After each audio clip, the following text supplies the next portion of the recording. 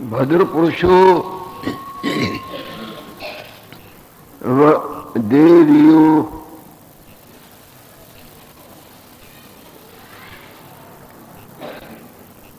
भगवत रघुदास जी का प्रसंग चल रहा है। इधर भगत जी सबको भगवत परायणताई के गंगा में नहला नहला के निर्मल कर रहे हैं, और उधर उसके बुलाने की राजा रानी की आपस में चर्चा चल रही है। रानी ने जब बहुत कहा कि उनके आने से हम तो धन्य होंगे ही होंगे, परंतु हमारी सारी प्रजा जो हमारा बाल बच्चों की तरह है, कई बड़े कई, इनका भी जीवन धन्य हो जाएगा। महाराज, मेरी तो प्रार्थना है कि गुरुदेव को बुलाओ। आएंगे नहीं, बहुत कठिनाई से आएंगे। जब बहुत कुछ अनुनय विनय करोगे, क्यों, उनको तो कोई स्वार्थ है नहीं। कोई भी स्वार्थ प्रकट अथवा गुप्त होता है वो खिंचाव डालता है, पर उधर तो कोई सवाल ही नहीं।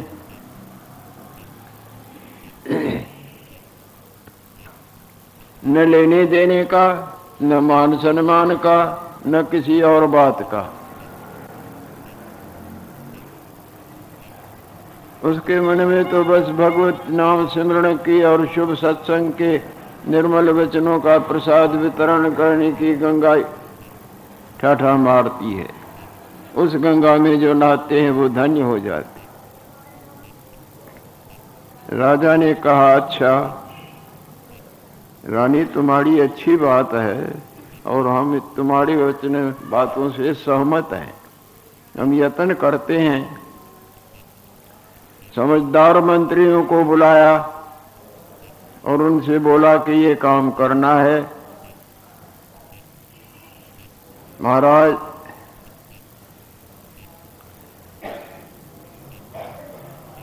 काशी के पास में रघुदास जी महाराज सत्संग करते हैं। महारानी उनसे दीक्षा लेके आई है और हमारी इच्छा हुई है कि उनको यहाँ बुलवा के सत्संग का खूब दरिया बहाएं, जिसमें सब नहा नहा के निर्मल होंगे। सत्संग मन को निर्मल करता है। सत्य का संग, सत्य स्वरूप परमात्मा का ध्यान, सत्य स्वरूप परमात्मा के चरित्रों का, रूप का, महत्वताई का, और कैसे कैसे भक्तों ने उस गंगा में नहा के अपने को निर्मल किया। उनके प्रसंगों इत्यादि आज्ञाओं का सुनने से मन निर्मल होता है। फुलवाड़ी की तरफ जाने से सुगंधी से जी भर जाता है ना। सो आप किसी तरह भी उनको मिन्नत करके विनती, वो मानेंगे नहीं, परंतु आप उनको बार बार जब अनुनय विनय करोगे,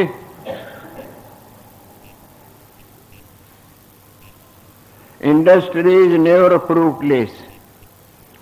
सच्चे हृदय की मेहनत, मेहनत में सच्चाई और दृढ़ता हो, फिर ईश्वर सफलता देता है।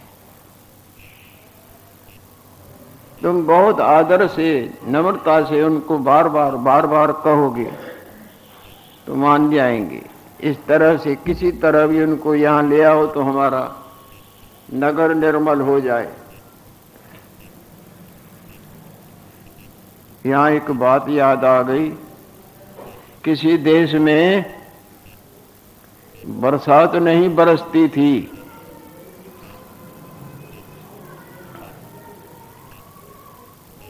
तो बुद्धिमानों और विद्वानों और ऋषियों महर्षियों ने उस राजा से, वो राजा ने पूछा कि क्या किया जाए। तो उन्होंने बोला कि आप यदि अपने राज्य में ऋषि शृंग जी को बुलाओ तो ये संकट टल जाएगा।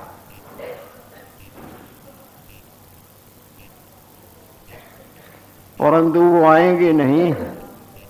वो नगरों में तो गए ही नहीं, वो जंगल में रहते हैं अपने पिता के पास। उसको तो नगरों का ज्ञान ही नहीं, और उसके पिता बहुत बलवान हैं, खबरदार। उसके लड़के से छेड़छाड़ को उसको पता लगा तो शाप अग्नि में भस्म कर देंगे। वो ऋषि शृंग जिसकी कृपा से गुरुदेव वशिष्ठ जी महाराज और ऋषि शृंग के संबंध से राजा दशरथ की गोदी भरी थी, नहीं तो राजा दशरथ की 3 रानी होते हुए भी गोदी नहीं भरी थी। जब उन दोनों को बुलवाया, गुरुदेव तो वहां ही थे और ऋषि सिंह को बुलवाया, उन्होंने यज्ञ करवाया, तब राम लक्ष्मण भरत शत्रुघ्न चारों ही प्रकट हुए। जब वो अभी वन में ही रहते थे अपने पिता के पास, उसको स्त्री पुरुषों का भी ज्ञान नहीं था और वेद विद्या और तपस्या में ही पिता के साथ पारंगतताई में रहते थे। राजा को समझदारों ने समझाया, यदि एक दफा वो तुम्हारे नगर में राज्य में पग धरे तो तुम्हारी देखो किस तरह की बरसात बरस जाती है, सब संकट टल जाएगा।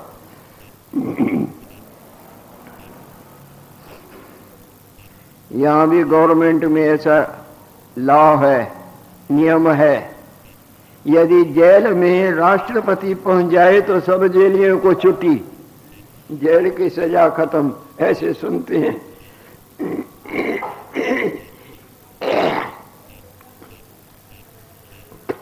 तो ऋषि शृंग जी महाराज यदि इस राज्य में तुम्हारे आ जाएं जो जंगल में रहते हैं तो महाराज बरसात अवश्य बरसेगी, सब संकट टल जाएगा। परंतु कौन जाए? वो अपने पिता के पास रहते हैं और वो बिल्कुल उसके पिता बड़े तपस्वी हैं, वो आने नहीं देंगे। आखिर में वैश्याओं को तैयार किया है, सुंदर सुंदर रूपवान वैश्याओं को, और उनको खाने पीने की सुंदर सुंदर, उनको तो ज्ञान ही नहीं था नहीं स्त्री क्या है या पुरुष क्या है, पर जाना उसी वक्त जब उसका पिता संध्या वंदन करने गया हो, वो अकेला बैठा हो, तब उनके वो वैश्याएं जाती हैं और ऋषि सिंह ने देखा ये सुंदर सुंदर भगत कहाँ से आए हैं, और उन्होंने भी उनसे हंसना बोलना चालना, तो वो भी उसको मालूम ही नहीं है नहीं कि ये छल विद्या है।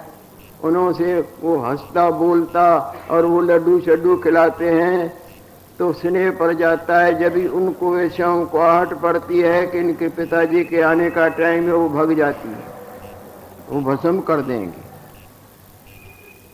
वो तुम क्यों जाते हो? बोले नहीं अब हमको जाना है। जैसे ही उनका पिता अपनी संध्या वंदन को जाए तो उसी वक्त वो छल विद्या से, तुम हमारे नगर में चलो, तुमको बहुत ही ये खिलाएंगे पिलाएंगे, ये देंगे। आखिर में उसको फुसला के अपने देश में, जैसे ही उसके देश में उसने पग धरा और बरसात धराधर हो। वही ऋषि शृंग जी महाराज राजा दशरथ की गोदी भरने के लिए गुरुदेव ने बोला उसको भी बुलाओ, मैं भी साथ में हो जाऊंगा। वो जो यज्ञ करवाएंगे वेद विद्या में भी पारंगत था। उसके पिता को पता लगा ये फुसला के ले गए हैं। आखिर में जाके उस देश में ऋषि शृंग को राजकन्याओं से ब्याह करा के रखा, पर वो ऋषि तो था अपने तप में ही लगा रहता था, विद्वान भी था। इधर महाराज समझा के मंत्रियों को भेजता है कि एक दफा वो आ जाएंगे तो उनका तो काम ही है हरि चर्चा, भगवत नाम सिमरण। मंत्री वहां से काशी और वहां से रविदास जी महाराज के आश्रम में आते हैं, सत्संग का लाभ लेके। सत्संग समाप्त हुआ, फिर उनसे विनती करते हैं कि हम अमुक देश के राजा के मंत्री, वो देवी जो आपसे दीक्षा ले गई थी गुरुमंत्र ले गई थी झाली रानी जी देवी। उसने और उसके पति ने आपसे प्रार्थना की है कि आप हमारे नगर में आओ और यहाँ भी सत्चर्चा की गंगा बहाओ, जिससे हमारी सब प्रजा जो हमारे बाल बच्चों की तरह इनको लाभ हो। कैसी बात करते हैं, हम नहीं चलते, हम भगवान के चरणों में बैठे हैं, ये बहुत है। जिसने लाभ लेना हो यहाँ ले सकता है, हम उधर नहीं जाते। बार बार बार अनुनय विनय, वो अप्रसन्नताई से भी बोल दें तो भी वो नम्रता और विनती को नहीं छोड़ते। भाई चंदन ठंडा होता है ना, पर चंदन को भी बार बार जो घिसा जाए तो उसमें से भी गर्मी निकल आएगी। अतिशय रगड़ करे जो कोई, अनल प्रकट चंदन ते होई। बहुत नम्रता, बहुत बेनती।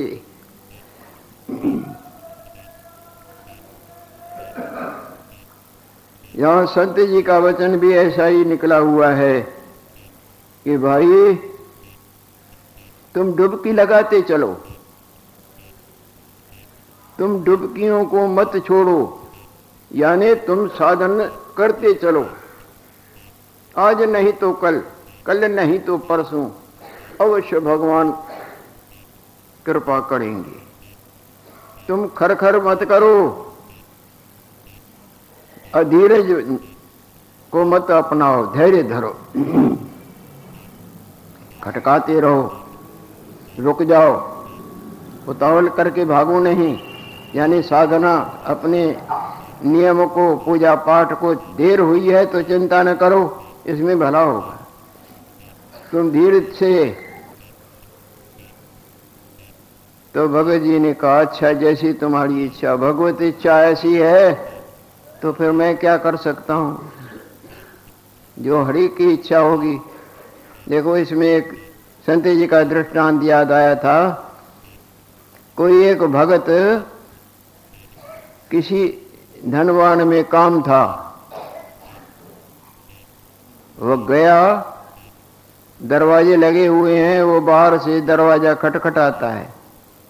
वो जो धनवान है ना, वो दूर बैठा हुआ है, 4-5 कमरों से आगे एकांत में कोई कार्य करता होगा। मिनट 2 मिनट देखा कोई नहीं आया, वो चला गया। उधर सेठ जी उठे, एक दरवाजा खोले, दूसरा तीसरा खोल के जब चौथे में आवे तो है ही नहीं। इसी तरह जब भी आवे वो दरवाजा खटकाए और उधर से जब तक उठे और आवे तब तक वो देखे कोई नहीं सुनता है, नहीं आया, चला जाए। अब कैसे मिलन हो, कैसे उसके काम की पूर्ति हो। धीरे धरे ना, अगर धैर्य न धरे तो वंचित ही रहेगा। इसी तरह से साधना में लगे रहो, डुबकियों पर डुबकियां लगा, छोड़ो नहीं। आज नहीं तो कल, कल नहीं तो परसों। भगवान रखना नहीं जानते, कोई कारण होते हैं। कई गलत कर्म ज्यादा होते हैं, जब तक वो मैल हटे नहीं तब तक आगे काम की सफलता होवे कैसे, ऐसे होता है। इधर बौद्ध जो विनय थे कि तो रविदास जी महाराज ने बोला अच्छा भाई तुम बहुत कहते हो, बार बार कहते हो, चलूंगा, जो भगवत इच्छा। बड़े आदर से रविदास जी महाराज को वो लोग अपने नगर में ले आते हैं। इधर राजा रानी ने भी तैयारी कर रखी थी, मालूम पड़ा था। वो बड़े आदर से, आदर सम्मान से उनको अपने पास लाते हैं और स्थान बन जाता है। राजा को कमी नहीं, दिव्य स्थान बना हुआ है, गुरुदेव बैठे हुए हैं और सत्संग का प्रवाह सारे नगर में ढंढोरे पिट गए। भाई ये लाभ लेने का है, यह अवसर हाथ से चला गया, फिर पछताने से भी कुछ नहीं। पब्लिक आके लाभ लेती है। और महाराज रविदास जी बार बार कहते हैं यावत् स्वस्थो ही अयम देहो यावन मृत्युश्च दूरतः तावत आत्महितम कुर्यात् प्राणांते किं करिष्यसि। हे मानव, जब तक तुम्हारा शरीर ठीक है, जब रोगी हो जाता है तो जीना भी भाड़ रूप नजर आता है। उस वक्त ये तो नहीं चल सकता, पर जो कुछ करते थे वो भी सब रुक जाता है, उल्टा दूसरों की मदद लेनी पड़ती है और पता नहीं पड़ता है किस वक्त कौन सी पीड़ा आके सताती है। कान की, आंख की, नाक की, ब्लड की, इसकी पता ही नहीं पड़ता है। अभी बुखार चढ़ जाए, क्षण क्षण में बातें कर दे। जब तक तुम्हारी ऐसी अवस्था नहीं हुई है, शरीर ठीक है, और जब तक वो भयानक दर्शन दिखाने वाला काल भगवान सामने नहीं आया है, वो भी क्षण में दिखाई देता है, पता नहीं पड़ता है। ये तो पतंग उड़ा रहा है, खाने पीने और जोड़ने और उठाने और इनका उनका, क्षण में ही खेल खत्म हुई। भाई अभी मथा टेका, टेक दिया, अभी तो मिला, अरे वो चला गया भाई, सदा के लिए गया। होता है या नहीं होता है?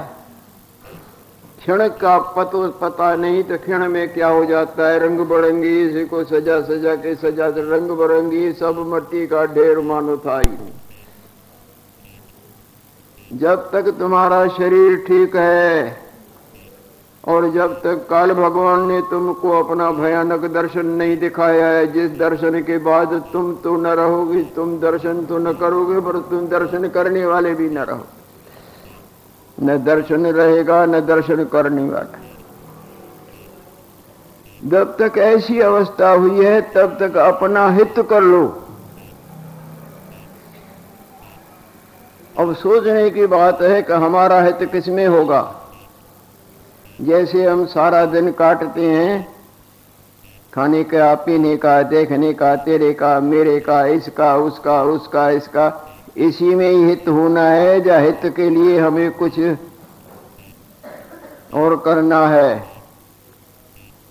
जब आप सोचोगे ना तो आपको अंतरात्मा से जितनी जितनी शुद्धि होगी, जवाब आएगा कि इससे तो तुम भूल भुलैयों में हो, इससे तो तुम इस माया में मूर्ति के मलने धोने खिलाने पिलाने के जिक्र फिक्र में, झूठ में ही तुम्हारा जीवन गया। हित के लिए तो तुमको सत सत का विचार करना है, असत का पिंड छोड़ के सत्य की तरफ बढ़ना है। सत्य तो नारायण है, नारायण सत्य है, सत्य तो आत्मा है, आत्मा नारायण है, नारायण आत्मा है। तुम सत्य के प्राण हो। जितना बने भगवत आराधन, धर्म परायणता, शुभ कर्मों के गंगा में नहाओ। जब तक तुमको अपने असली रूप का बोध नहीं होगा न, तब तक नकली से परचे परचे, जन्म पर मरण, मरण पर जन्म, रूप रूपांतरों की बदली, 84 लाख डिजाइनों के कपड़े पहनने उतारने होता।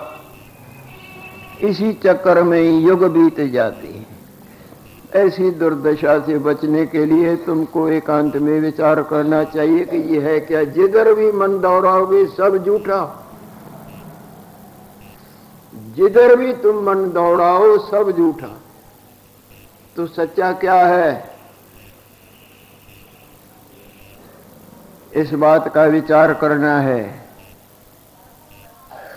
इसी सत्य सत्य के जानने के लिए ही तो सत्संग के आयोजन किए जाते हैं, कि जहां हमको रोशनी मिलती है कि सत्य परमात्मा जिसको बोलते हैं, भगवान बोलते हैं, आत्मा बोलते हैं, ब्रह्म बोलते हैं, जिसका वास्तव में न रंग है, न रूप है, न चक्र है, न चिन्ह है, जो सब में सब कुछ है और सब कुछ जिसमें कुछ भी नहीं, जो सब में सब कुछ आओ और सब कुछ उसमें कुछ भी नहीं दिखता, सब कुछ है कुछ नहीं दिखते, बुदबुदे हैं, कोई बुदबुदा नहीं, फकत पानी है। दिखते सपने में अपना आप भी, संसार भी, आंख खोलो कुछ भी नहीं, केवल अपना आप है, जिसको माया बोलते हैं। माया जो है नहीं, वो सत्य की तरह भासती है। अरे रोशनी जगा कर करके देखो, कुछ भी नहीं, पर्दे पर केवल पर्दा है, अंधकार में सब सत्य भासता है। इसी तरह अज्ञान से हमको अपना आप और संसार बांधता है। इस अज्ञान दोष की निवृत्ति करने के लिए ही तो ये मानव का चोला है। और चोलों में ये साधन होते हैं क्या सत्संग के? और चोले में वेद पुराण होते हैं क्या?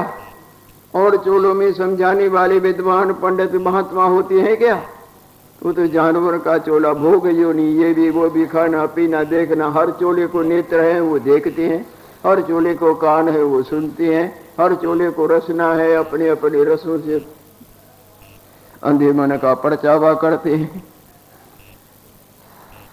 मानव चोला ही ऐसा चोला है जिसको साधन भी है, समझ भी है, आत्म कल्याण कर सकता है। भाई जब तक तुम्हारी ऐसी अवस्था नहीं हुई है, देह तुम्हारी रोगग्रस्त नहीं हुई है, और काल भगवान ने अपना दर्शन दिखा के सब दर्शन तुम्हारा छीन नहीं लिया है, तब तक अपना हित कर लो। और प्राण पखेरु चले गए फिर पछताए क्या होत, जब चिड़िया चुग गई खेत, खेत खाली हो गया, अब किसको हमको। जब तक प्राणों की धौंकनी चलती है तब तक अपने हित का विचार करो, और विचार करके उस विचार को अपनाओ, इसी में तुम्हारा भला है। रघुदास जी महाराज सारी संगत को सत्य सत का विचार, भगवत चर्चा का प्रसाद वितरण कर रहे हैं। आनंद से ये गंगा बह रही है।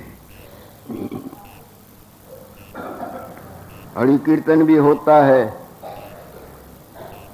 राजा रानी अपने को धन्य मान रहे हैं।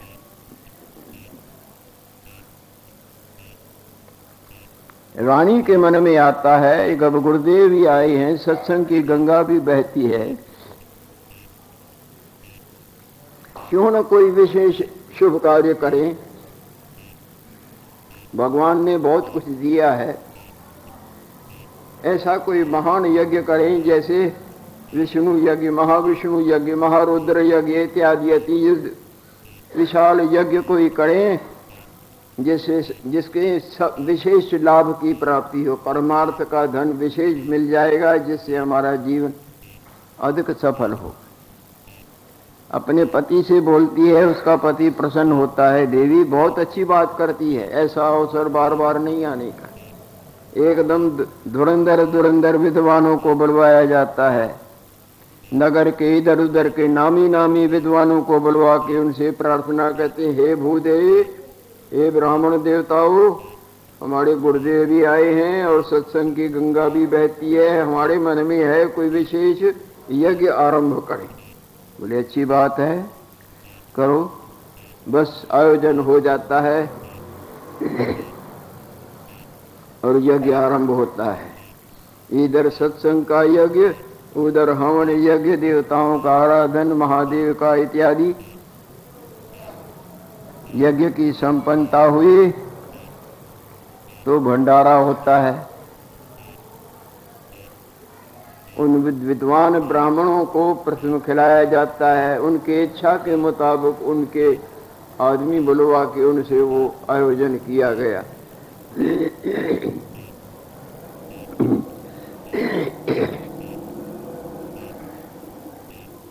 जब सब तैयारी हो गई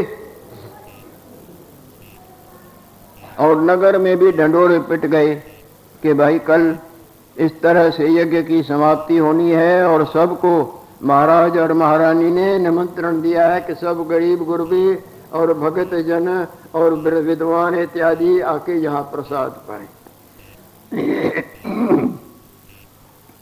जैसे ही पूर्ण आहुति हुई और भंडारे का आयोजन चालू होने का है तो बाहर से कई विद्वान आए हुए हैं। मुंडे मुंडे मतर भिन्ना, माथे माथे की अकल अपनी। कईयों ने ये बबंडल उठाया, अरे देखो राजा का गुरु चमार, चमार के चेले का हम अन्न खाएंगे, और इसको कोई गुरु मिलता ही नहीं था। कई विद्वान ब्राह्मण हैं, पंडित हैं, संत हैं, अरे हम चमार के चले, दूसरे समझाएं अरे वो हाथ थोड़ी लगाता है, और जो भगवान का सिमरण करता है वो तो सब प्रकार आदरणीय होता है। जात पात पूछे नहीं, कही हरि को भजे सो हरि का होई। भगवान के पास ये बातें थोड़ी ही होती हैं। भगवान के पास तो सत्य का आदर है। वो तो खुद भी सत्य में नहा रहे हैं और सत्य के गंगा में हम सबको ने चल चल तू कैसी बातें करता है, चमार के चेले का तू खाना हम नहीं खाएंगे। बस बबंडल खड़ा हो गया, कोई क्या बोले कोई क्या बोले कोई क्या बोले। राजा रानी को पता लगा, वो हाथ जोड़ते हैं कि गुरुदेव के लिए इस तरह के गलत विचार क्यों फैलाते। उन्होंने हाथ नहीं लगाया, पैसे तो खजाने के हैं और वो हाथ भी नहीं लगाता है, कुछ कहता भी नहीं। आप लोग ही बनाते, खर्च करते आप लोगों का आदमी, उन्होंने ही बनाया है, फिर आप इस तरह बंडल। वो तर्क वितर्क में हा मच गई। वो माने नहीं, वो विनती करें कोई सुनवाई नहीं।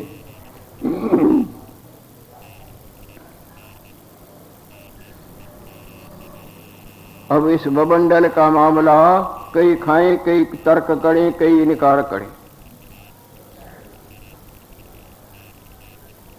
तब रघुदास जी महाराज के पास राजा रानी दुख चित्त से आते हैं, गुरुदेव ये बात उठी है, ये ऐसी ऐसी बातें करते हैं। हम हाथ जोड़ते हैं, समझाते हैं, पर वो मान। भाई मैं तो जो हूँ सो हूँ। आप लोगों को पहले ही पता था कि मेरा धंधा ही चमार, मैं चमार का बालक हूँ, चमार हूँ और मेरा धंधा भी ये है, और मैंने न हाथ लगाया न कुछ लेने देने की।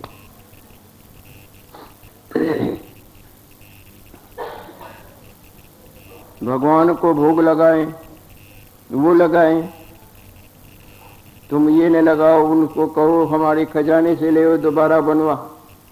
उन्होंने ऐसे किया। भाई विद्वानों, गुरुदेव हाथ जोड़ते हैं कि भाई इसको चाहे छोड़ो, तुम पैसे राज्य से ले दोबारा, तुम अपने अनुकूल आदमियों से भंडारा अच्छा हम देखते हैं। राज दोबारा प्रसाद बनवाया अपने आदमियों से, और वो जिनको जात का और विद्या का और मान सम्मान का, हम ऐसे चतुर्वेदी त्रिवेदी हम पंडित हैं और ऐसे हैं, अभिमान था। भगवान तो गर्व प्रहारी है ना, उनका नाम ही गर्व प्रहारी, गर्व का नाश करने वाले। प्राइड विलहेड्स फॉल, अहंकार का नाश कर देते हैं। और जो अहंकार न भावई, हरि को अहंकार अच्छा नहीं लगता है। ये वेद को सुना वही, ये वेद बार बार पुकार पुकार के कहते हैं। उनको अभिमान था कि हम विद्वान हैं, पंडित हैं, हम ब्राह्मण हैं, हम यूँ करते हैं। कई तो समझाएं और कई अभिमान में दोबारा भोग लगा। दोबारा वो अपना नाभ्यादासी अंतरिक्ष को मंत्रों को उच्चारण करके भगवान को भोग लगाने। अंदर अभिमान श्रेष्ठताई का, ब्राह्मण पणे का, बाहर से मंत्र पढ़ते हैं। हरि हरि से कुछ छिपा हुआ थोड़ा ही है, वो तो घट घट की जानते हैं। अभिमान से भरे हुए हैं, बाहर से मंत्रों से मेरे को बुलाते हैं। कितनी देर वो अपना घंटा बजाते रहे, मंत्र पढ़ते पढ़ते पढ़ते समय बीत गया। जैसे ही खोले तैसे का तैसा, जैसे का तैसा सब पड़ा हुआ है।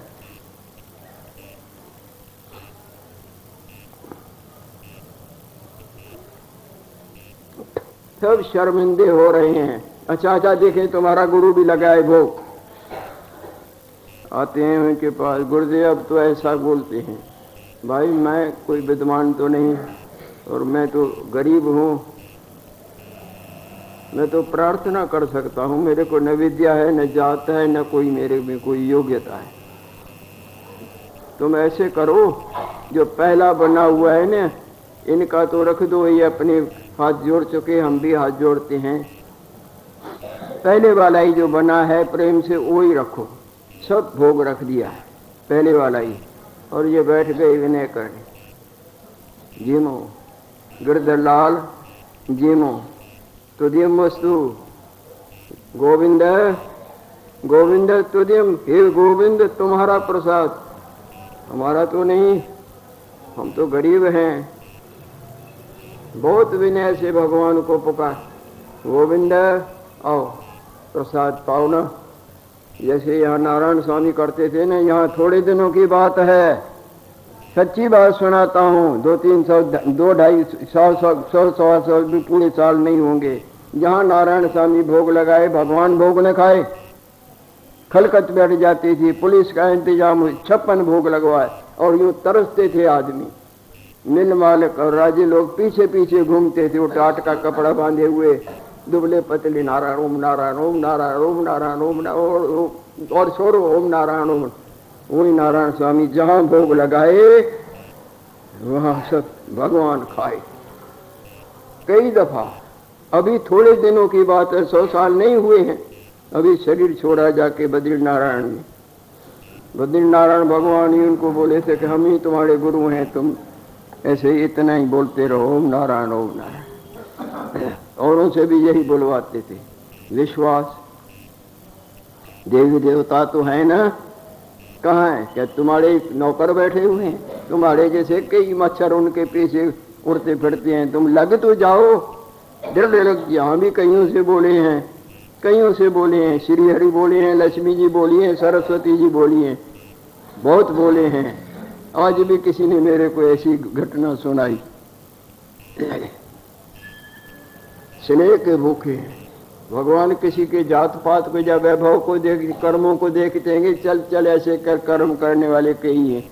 जिनके हृदय में स्नेह फूट पड़ता है, जहाँ चश्मा फूट पड़ता है पीने वाले वहां पहुंच जाते हैं, जहाँ भगवान के चरणों में। पत्रम पुष्पम फलम तोयम, पत्र फल फूल एक तन का मात्र, पत्रम पुष्पम फलम